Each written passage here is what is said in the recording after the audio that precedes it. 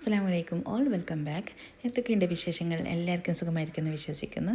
പിന്നെ നോമ്പൊക്കെ തീരാറായല്ലോ അല്ലേ?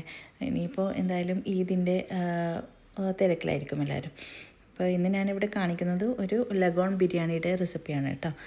നല്ല ടേസ്റ്റും നല്ല ഫ്ലേവറൊക്കെയുള്ള ബിരിയാണിയാണ് പൊതുവേ ലഗോൺ ബിരിയാണി. ഞാനിവിടെ 2 ലഗോൺ ചിക്കനാണ് എടുത്തിട്ടുള്ളത്. അതിലേക്ക് ഇതുപോലെ കുറച്ച് വെളുത്തുള്ളി, 2-2.5 കൂട് വെളുത്തുള്ളി ഉണ്ട്, അതുപോലെ ഇഞ്ചി പച്ചമുളക് എടുത്തിട്ടുണ്ട്. ഇത് നന്നായിട്ടൊന്ന് അരച്ച് വെച്ചു. പിന്നെ ഇതിലേക്ക് ഒരു 6 സവാള എടുത്തിട്ടുണ്ട് കേട്ടോ. പിന്നെ അതുപോലെ തന്നെ ഒരു 6 തക്കാളി എടുത്തിട്ടുണ്ട്. അപ്പോൾ ചിക്കനും ഞാനിപ്പോൾ ഉള്ളിയൊക്കെ കട്ട് ചെയ്ത് വെച്ചു. തക്കാളി വട്ടത്തിൽ ഇതുപോലെ അരിഞ്ഞ് വെച്ചു. ഇനി ഇത് ഞാനൊരു ഉരുളി എടുത്തിട്ട് അതിലേക്ക് സവാള ഇട്ടിട്ടുണ്ട്. ഇതിലേക്ക് കുറച്ച് ഉപ്പും കൂടെ ചേർത്തിട്ട് നന്നായിട്ടൊന്ന് കൈ കൊണ്ട് തിരുമ്മിയെടുക്കണം. ഇനി തിരുമ്മിയിട്ട് ആകുമ്പോൾ അതിലേക്ക് നമ്മുടെ കട്ട് ചെയ്ത് വെച്ച തക്കാളി ഉണ്ടല്ലോ ഇതും ചേർത്ത്, അതുപോലെ തന്നെ പച്ചമസാല അരച്ച് വെച്ച മസാല ഉണ്ടല്ലോ, ഇഞ്ചി പച്ചമുളക് വെളുത്തുള്ളി ഇതും ചേർത്തിട്ട് വീണ്ടും നന്നായിട്ടൊന്ന് തിരുമ്മി കൊടുക്കുക. പിന്നെ ഇതിലേക്ക് ഇനി ചേർക്കേണ്ടത് തൈരാണ്. ഒരു 3-4 ടേബിൾ സ്പൂൺ തൈര് ചേർത്ത് കൊടുക്കണം. പിന്നെ മല്ലിയില, പുതിനയില, പിന്നെ അതുപോലെ നമ്മൾ കഴുകി വൃത്തിയാക്കി വെച്ച ചിക്കനും. ഇതിപ്പോൾ ചെറിയ ലഗോൺ ചിക്കൻ ആയതുകൊണ്ട് തന്നെ 2 എണ്ണമാണ് ഞാൻ എടുത്തത്.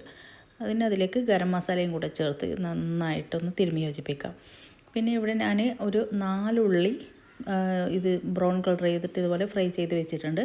അതിൽ നിന്ന് ഞാനിപ്പോൾ അതിൻ്റെ ഒരു 1/4 ഭാഗം ചേർത്ത് കൊടുത്തിട്ടുണ്ട്. ഇതും കൂടെ നന്നായി ചേർത്തിട്ട് തിരുമ്മിയെടുക്കണം. ഇനി ഇത് നന്നായിട്ടൊന്ന് വേവിച്ചെടുക്കുകയാണ് വേണ്ടത്. ഇതിലേക്ക് നമ്മൾ ഈ ഉള്ളി ഫ്രൈ ചെയ്യുന്ന സമയത്ത് വെളിച്ചെണ്ണയും ഗീയും ചേർത്തിട്ടാണ് ഫ്രൈ ചെയ്തത്. അപ്പോൾ ആ ഗീയും വെളിച്ചെണ്ണയും കുറച്ച് ഇതിലേക്ക് ചേർത്ത് കൊടുക്കുക. അടച്ച് വെച്ചിട്ട് നന്നായിട്ടൊന്ന് വേവിച്ചെടുക്കണം. ഞാനിപ്പോൾ ഇതിപ്പോൾ ഈ ഉരുളിയിലാണ് അടച്ച് വേവിക്കുന്നത്. അതുകൊണ്ട് തന്നെ ഇതിന് കുറേ ടൈം എടുക്കും ഇങ്ങനെ വേവിച്ചെടുക്കുമ്പോൾ. ഇതിനേക്കാൾ നല്ലത് വീട്ടിൽ നിന്ന് ഉണ്ടാക്കുമ്പോൾ പിന്നെ പെട്ടെന്ന് ആവണമെങ്കിൽ പിന്നെ കുക്കറിലിട്ടിട്ടൊന്ന് വേവിച്ചെടുക്കുന്നതായിരിക്കും നല്ലത്. ഇത് എനിക്ക് കുറേ ടൈം എടുത്തിരുന്നു. എന്നിട്ടും പകുതി ആയപ്പോൾ വേവ് കുറവായതുകൊണ്ട് ഞാൻ പിന്നെ അതെടുത്തിട്ട് ഒരു കുക്കറിലിട്ട് ഒരു വിസിലടിച്ചിട്ട് എടുക്കുകയാണ് ചെയ്തത്. കാരണം കുറേ ടൈം വെയിറ്റ് ചെയ്തിട്ടും അതിൻ്റെ വേവ് ഒരു കറക്റ്റ് ആവുന്നില്ല. ഞാൻ കുക്കറിലിട്ട്, അപ്പോൾ നിങ്ങൾ ആദ്യം ചെയ്യുമ്പോൾ വേണമെങ്കിൽ കുക്കറിലിട്ടിട്ട് അങ്ങനെ ചെയ്താലും മതി.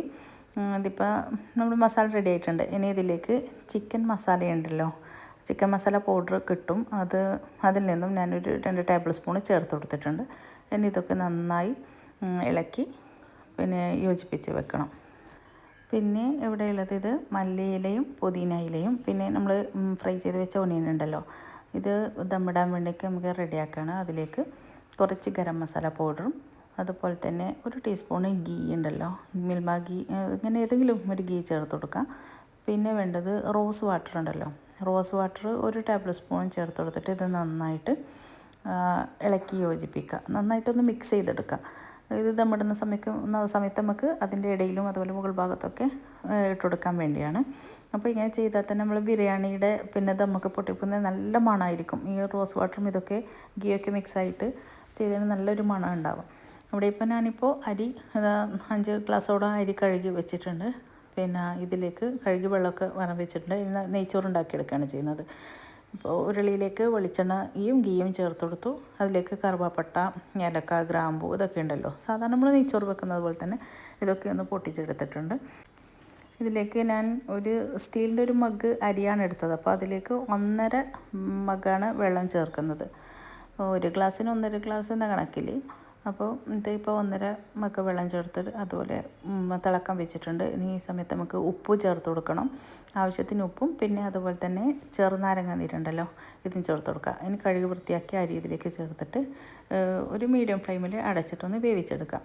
അപ്പോൾ നെയ്ച്ചോറ് പിന്നെ എല്ലാവർക്കും അറിയുന്നതാണല്ലോ. അപ്പോൾ അതിൻ്റെ ഫസ്റ്റ് ഒന്ന് വെള്ളമൊക്കെ വറ്റി വരുമ്പോൾ തന്നെ പിന്നെ നന്നായിട്ടൊന്ന് വെള്ളമൊക്കെ വറ്റി വരുമ്പോൾ തന്നെ ഒന്ന് ഇളക്കി കൊടുത്തിട്ട് ചെറിയ ഫ്ലെയിമിലൊന്ന് അടച്ച് വെക്കണം. ഇനിയിപ്പോൾ ഇതാ ഇവിടെ നമ്മൾ മസാല ഞാൻ പറഞ്ഞില്ലേ, ഞാൻ ലാസ്റ്റ് ഒന്ന് കുക്കറിലിട്ടിട്ടൊന്ന് വിസിലടിച്ച് എടുത്തിട്ടുണ്ട്. അതിലേക്ക് നമ്മൾ ദമ്മിടാൻ വെച്ച പിന്നെ ഉള്ളി ഫ്രൈ ചെയ്ത ഉള്ളിയും ഇതുണ്ടല്ലോ ഗരം മസാല പുതിനയൊക്കെ അതൊക്കെ ഒന്ന് ചേർത്ത് കൊടുത്ത് ഇളക്കി കൊടുക്കാം. അതാ നെയ്ച്ചോറിൻ്റെ ഫസ്റ്റ് വെള്ളമൊക്കെ ഒന്ന് വറ്റി വന്നിട്ടുണ്ട്. ഇനിയിപ്പോൾ ഇത് നന്നായിട്ട് ഇളക്കി എല്ലാ ഭാഗവും ഒരുപോലെ ഇളക്കിയെടുക്കണം. നമ്മുടെ ചട്ടുകം എല്ലാ ഭാഗത്തേക്കും എത്തണം, അല്ലെങ്കിൽ ആ സൈഡൊക്കെ അരി കടിക്കും, ഒറ്റയായിട്ട് ബാക്കിയായിട്ടുണ്ടെങ്കിൽ അരി കടിക്കും.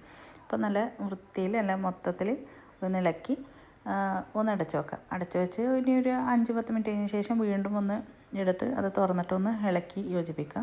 ഏകദേശം നമ്മൾ ചോറ് വെന്തിട്ടുണ്ടാവും. ഇനി ഇത് ദമ്മിടേണ്ടത് കൊണ്ട് തന്നെ ഞാൻ മൂന്നാമതായിട്ട് ഇത് അടച്ച് വെക്കുന്നില്ല. കാരണം ഇനി മസാലയിൽ തന്നെ അപ്പോൾ അതിൽ നിന്ന് ഞാൻ പകുതി ചോറ് മാറ്റി വെച്ചിട്ടുണ്ട്. പിന്നെ നമ്മൾ ഫ്രൈ ചെയ്ത ഉള്ളിയും പിന്നെ ഇതൊക്കെ ഉണ്ടല്ലോ മല്ലിയിലൊക്കെ അത് ഇട്ട് കൊടുത്തു. ഗരം മസാലയൊക്കെ ഒന്ന് ഇട്ടതിന് ശേഷം മസാല ഇട്ട് കൊടുത്തു. ഇങ്ങനെ മസാല ഫുള്ളായിട്ട് ഇട്ട് കൊടുത്തതിന് ശേഷം ഇനി അതിൻ്റെ മുകളിലേക്കാണ് ബാക്കി ചോറ് ഇട്ട് കൊടുക്കുന്നത്. ഇതിപ്പോൾ ഈ പാകത്തിൽ നോക്കുമ്പോൾ ചോറ് ഫുള്ളായിട്ട് വെന്തിട്ടില്ല. ഒരു 75-80% വെന്തിട്ടുണ്ട്. അപ്പോൾ ബാക്കിയുള്ളത് നമുക്ക് ദമ്മിൽ ഇത് വെന്ത് വരുമല്ലോ. അപ്പോൾ ഇങ്ങനെ പകുതിയിൽ ചോറിട്ട് കൊടുത്തു. ബാക്കി കുറച്ച് ചോറ് എന്ത് ചെയ്തു, ഞാൻ മസാല ഉണ്ടല്ലോ നമ്മൾ ഉണ്ടാക്കിയ മസാലയുടെ ആ പാത്രത്തിൽ തന്നെ കുറച്ചൊന്ന് മിക്സ് ചെയ്തിട്ട് ഇതുപോലെ ചോറിനിടയിലാക്കി. ഇങ്ങനെയാകുമ്പോൾ നമുക്ക് ഇങ്ങനെ ദമ്മിട്ട് കഴിഞ്ഞാൽ നല്ല ടേസ്റ്റ് ആയിരിക്കും. മുകളിലുള്ള ചോറിന് ആ മസാലയൊക്കെ പരങ്ങിയിട്ട് അതിൻ്റെ നല്ല ഫ്ലേവറാണ് ഈ ലഗോൺ ബിരിയാണി. അപ്പോൾ അതിൻ്റെ ആ ഫ്ലേവറോട് കൂടിയ ഒരു കല്യാണ ബിരിയാണി ഉണ്ടല്ലോ അതിൻ്റെ തന്നെ ഫീലിംഗ് നമുക്ക് കിട്ടും. ഇങ്ങനെ ഇത് ലാസ്റ്റത്തെ ലെയറും കൂടി ഇട്ട് കൊടുത്ത് മുകളിൽ ഈ പിന്നെ ഉള്ളിയും ഇതൊക്കെ ഇട്ട് കൊടുത്തു. നമ്മൾ ഫ്രൈ ചെയ്ത ഉള്ളിയും മല്ലിയിലയും ഇതൊക്കെ ഇട്ട് കൊടുത്തതിന് ശേഷം ഞാൻ മൈദയുടെ മാവ് വെച്ചിട്ടാണ് സൈഡ് ദമ്മാക്കുന്നതിന് മുമ്പ്. കാരണം ഇതിൻ്റെ സൈഡിൽ നിന്നൊക്കെ ആവിയൊക്കെ പോയി കഴിഞ്ഞാൽ പിന്നെ നമുക്ക് ആ ദമ്മൊരു ശരിയായി കിട്ടില്ല. അതുകൊണ്ട് തന്നെ ഞാൻ മൈദമാവ് കുഴച്ചിട്ട് അതിൻ്റെ സൈഡിലൊക്കെ വെച്ചതിന് ശേഷമാണ് ഈ മൂടി വെച്ച് ദമ്മിടുന്നത്. ഇതിപ്പോൾ ഞാൻ ദമ്മൊക്കെ ഇട്ട് കഴിഞ്ഞ് ചോറ് ആയിട്ടുണ്ട്. 10 മിനിറ്റ് കഴിഞ്ഞപ്പോൾ ചെറിയ ലോ ഫ്ലെയിമിൽ വെച്ചതായിരുന്നു. അപ്പോൾ നോക്കി അത് എടുത്ത് ആ മൈദയുടെ മാവൊക്കെ പറിച്ച് നോക്കുമ്പോൾ നമുക്ക് സോഫ്റ്റായ ചോറാണ്. നല്ല സോഫ്റ്റായിരുന്നു. ദമ്മ് നല്ല എവിടെയും എയറൊന്നും പോകാതെ അങ്ങനെ തന്നെ കിട്ടിയതുകൊണ്ട് നല്ല സോഫ്റ്റായിട്ടുള്ള ചോറും പിന്നെ നല്ല ഫ്ലേവറാണ്. നമുക്ക് കുറച്ച് ഫുഡ് കളർ, ഞാൻ കളറല്ല മഞ്ഞൾപ്പൊടിയാണ് ഞാൻ കലക്കിയിട്ട് വൈറ്റ് ചോറിൽ ചേർത്തത് കേട്ടോ. അപ്പോൾ നമുക്കിതിങ്ങനെ മിക്സ് ചെയ്തെടുക്കുമ്പം നല്ലൊരു കല്യാണ ബിരിയാണിയുടെ ആ ടേസ്റ്റും ആ ഫ്ലേവറൊക്കെ ആയിട്ട് തന്നെ കിട്ടിയിട്ടുണ്ട്. നിങ്ങൾ ലഗോൺ ബിരിയാണി ഇതുവരെ ട്രൈ ചെയ്തിട്ടില്ല എങ്കിൽ ഒന്ന് ഉണ്ടാക്കി നോക്കാം. നല്ല ടേസ്റ്റാണ്. നമുക്കൊരു കല്യാണത്തിന് പോയി ബിരിയാണി കഴിച്ച ഫീലിംഗ് കിട്ടും. അത്രയും ടേസ്റ്റാണ്. അപ്പോൾ നിങ്ങളെന്തായാലും ട്രൈ ചെയ്ത് നോക്കുക. അതിൻ്റെ ഫീഡ്ബാക്ക് അറിയിക്കുക. പുതിയ വീഡിയോയുമായി വീണ്ടും വരുന്നത് വരെ ഇൻഷാ അല്ലാഹ്. അസ്സലാമു അലൈക്കും.